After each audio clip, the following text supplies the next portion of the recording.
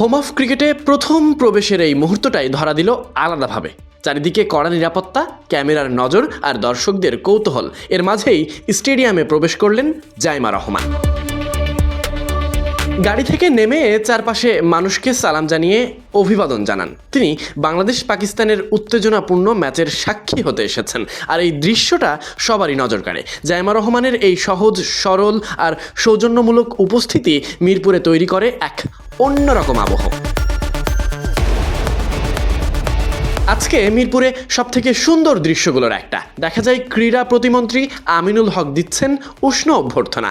দারুণ এই মুহূর্তের সাক্ষী হচ্ছেন তখন শেরেবাংলার ভেতরে মুখোমুখি বাংলাদেশ পাকিস্তান। গ্যালারিতে দর্শকদের ঢল, মাঠে চিরপ্রতিদ্বন্দ্বিতার লড়াই। তবে এত সব কিছুর মাঝে স্বয়ং জাইমার কাছে স্মৃতি হয়েই থেকে গেল মিরপুর স্টেডিয়ামে আসার প্রথম মুহূর্তটা।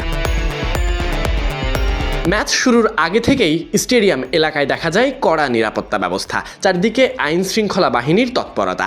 একের পর এক গাড়িবহর ঢুকছে ভেতরে। এমন দৃশ্য সাধারণত দেখা যায় দেশের শীর্ষ নেতৃত্বের কেউ মাঠে এলে। আর সেটাই দেখা গেছে বাংলাদেশ পাকিস্তান ওয়ানডে ম্যাচের প্রথম দিন মিরপুরে। খেলা দেখতে স্টেডিয়ামে এসেছেন প্রধানমন্ত্রী কন্যা জাইমা রহমান, তার সঙ্গে ছিলেন ফাতেমা। তাদের উপস্থিতিকে ঘিরে স্বাভাবিকভাবেই ছিল বাড়তি নিরাপত্তা আর কৌতূহল। এবার ভেতরে প্রবেশ করে মাঠের খেলা উপভোগ করবেন তারা। মিরপুর শেরেবাংলা জাতীয় ক্রিকেট স্টেডিয়াম বহু ঐতিহাসিক মুহূর্তের সাক্ষী। তবে এদিনের দৃশ্যটা ছিল একটু আলাদা, কারণ প্রথমবারের মতো প্রধানমন্ত্রী কন্যা হিসেবে জাইমা রহমানকে আন্তর্জাতিক ম্যাচ দেখতে দেখা যাবে স্বমাতৃভূমির গ্যালারিতে।